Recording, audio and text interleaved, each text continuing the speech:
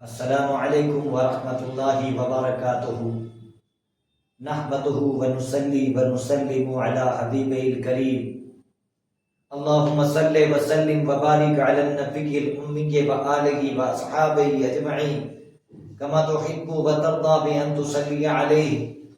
ہم اور آپ نے تیسرے چیپٹر کے ہیڈنگ ضمائر کے بارے میں پڑھا تھا، اور ضمائر کیا کیا ہو سکتی ہیں اس کے بارے میں تفصیل جاننے کی کوشش کی تھی، اور اس سبق میں کتنی ضمیریں ہیں یہ بھی میں نے سائڈ میں لکھ کر کے بتایا تھا کہ ہوا، ہیا، انتا، انتی، انا، نحنو، یہ جو 6 ضمیریں ہیں ان کا بیان اس چیپٹر میں کیا گیا ہے، اور پھر ان کے استعمال کا طریقہ کیا ہوگا اس کو بھی ہمیں جاننے کی کوشش کرنی ہے۔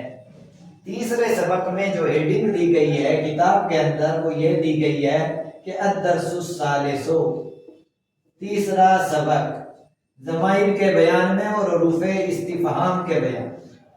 حروف استفہام وہی ہیں جو ہم نے 9 پڑھے تھے، اور اس میں سے 2 کے بارے میں جانکاری حاصل کی تھی، حمزہ، ہل، من، ما، متا، اینا، کیفا، کم، ایو۔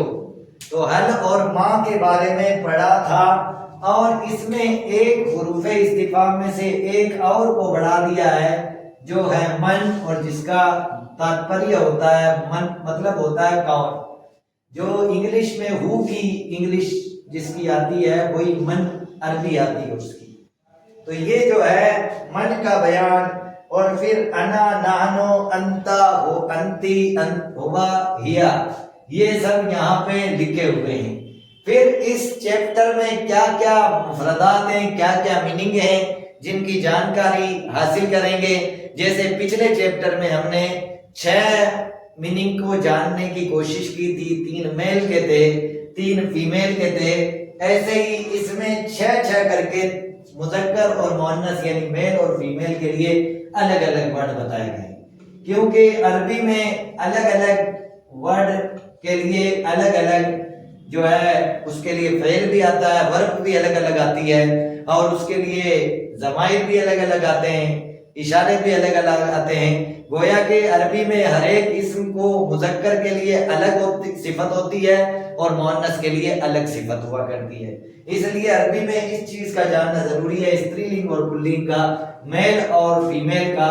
تو ایک ورڈ دیا ہے رجل، جس کا مطلب ہوتا ہے آدمی، اس کی پلنگ استرلنگ آئے گی امرأۃ، اور اس کا مطلب ہوتا ہے عورت، رجل، امرأۃ۔ ایسے ہی ولد، لڑکا،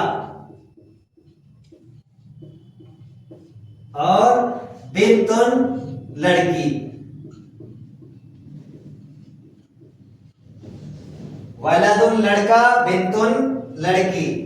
اور ایسے ہی صغیر، ایک صفت آتی ہے کہ وہ چھوٹا ہے یا بڑا، تو صغیر چھوٹا۔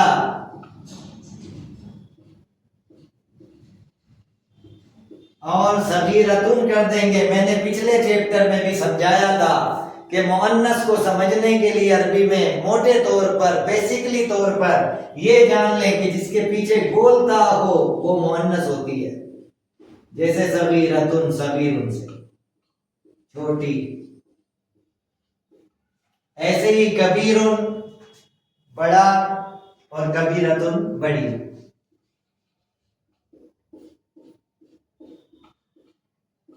کبیر بڑا، اور کبیرتن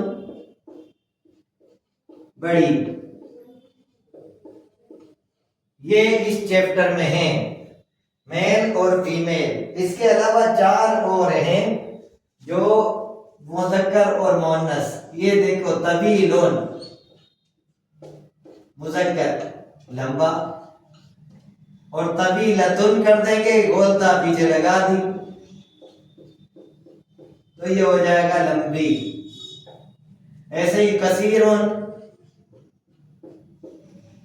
یہ پست قد کو کہا جاتا ہے، ٹھیکنے کو کہا جاتا ہے، ناٹے کو کہا جاتا ہے پست قد، لیکن آسانی کے لیے اس کو بھی کبھی کبھی لکھ دیتے ہیں چھوٹا، کہ جو دکھائی دینے میں چھوٹا ہو۔